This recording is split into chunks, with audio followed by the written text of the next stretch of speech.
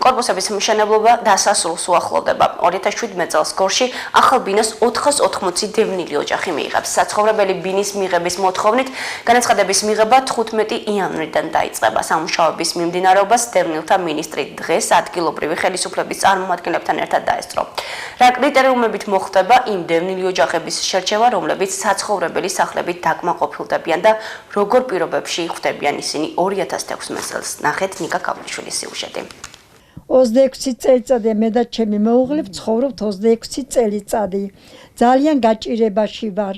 წვიმა ჩამოგდიოდა ხოლმე და რაღაცა ეხლა რაღაცა ვაფარეთ და მაგითი დავიკავებით. ჟენია და გაიოს ქავთარაძეები სახელმწიფოსაგან 26 წელია ბინის მიღებას ელოდებიან. მოხუცებული ცოლ-ქმარი ამბობს, რომ ამ ძველ ხის კოტეჯში მას შემდეგ დასახლდნენ, რაც ცხინვალი იძულებით დატოვეს. ქავთარაძეები იხსენებენ, რომ საცხოვრებელი სახლი, რომელიც ცხინვალში ვანათის 7 ნომერში ჰქონდათ, 1991 წელს განვითარებული მოვლენების გამო მიატოვეს. მას შემდეგ არასათანადო პირობებში უკეთესის იმედით ცხოვრობენ. 82 წლის სამი ვარ, 87 წლის ეს არის. მეუღლე 80.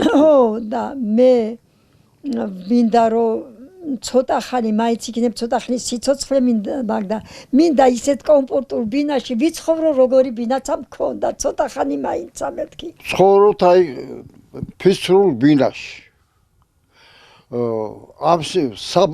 საბძელს ვეძახი ამ ბინასა.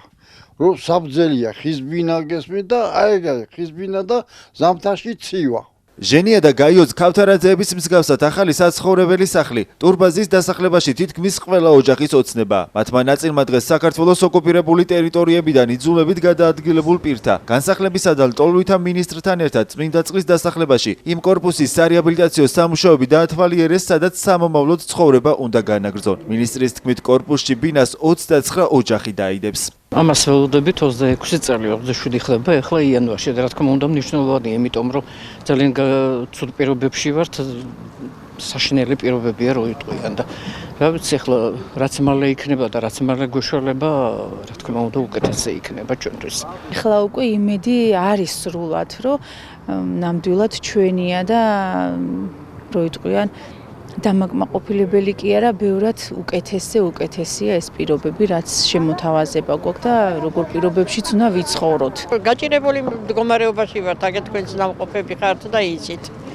ეხლა მიხარიან, აი პატარა ბავშვს რო რაღაცას რო უყიდიან და მისცემენ. აი ეგრე ვარ გახარებული ეხლა. ამის შემდეგ დევნილთა და განსახლების მინისტრმა კომბინატში გიორგი ანწუხელიძის ქუჩაზე მდებარე 8 სართულიანი კორპუსის სამშენებლო სამუშაოები დაათვალიერა და არსებულ ვითარებას ადგილზე გაეცნო. სოზარ სუპარის განცხადებით, ახლად დაშენებულ კორპუსებში ბინის მიღების მოთხოვნის მსურველების განცხადების მიღება 2017 წლის 15 იანვრიდან დაიწყება.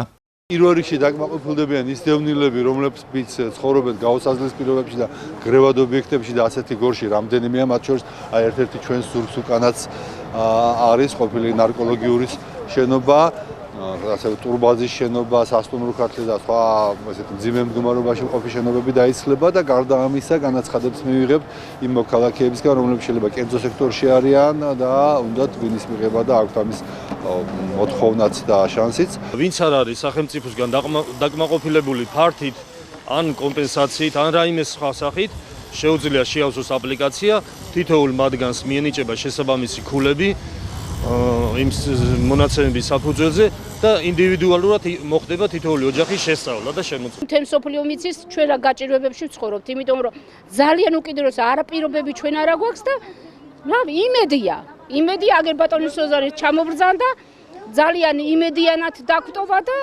იმედია რომ გადავალთ.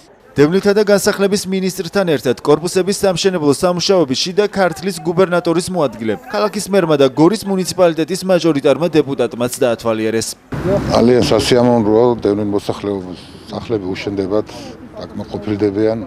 27 წელია დაახლოებით ისინი ესეთ დღეში არიან, საფკარი არ აქვს საკუთარი. 2017 წელში აქ ალბათ დევნილები იზეიმებენ 500 ოჯახზე მეტი ახალ სახლობას და ეს მნიშვნელოვანია. მნიშვნელოვანი ამას გარდა, იმიტომ რომ ამას რაღაც ეკონომიკური შედეგებიც მოყვა აქ, დასაქმებული იყვნენ ადგილობრივი მოსახლეობა და ზოგადად სადაც რაღაც შენდება, ეს ყოველთვის მნიშვნელოვანია და ყოველთვის იძლევა რაღაც დადებით ეფექტს. აღნიშნული პროექტების განხორციელება მნიშვნელოვანია გამომდინარე იქიდან, რომ ის ადამიანები ცხოვრობენ ძალიან ცუდ პირობებში და მათ საშუალება ექნებათ იცხოვრონ ამის შემდეგ ღირსეულ პირობებში. მინისტრის განცხადებით, წმინდა წყლის დასახლებაში მდებარე 5-სართულიან კორპუსში ტურბაზის დევნილთა დასახლებაში მცხოვრებლები აპრილის თვეში გადავლენ. ხოლო რაც შეეხება კომბინატის დასახლებას, აქ კორპუსების მშენებლობა 2017 წლის ივნისის თვეში დასრულება და საცხოვრებელ ფართს 480 დევნილი ოჯახი მიიღებს.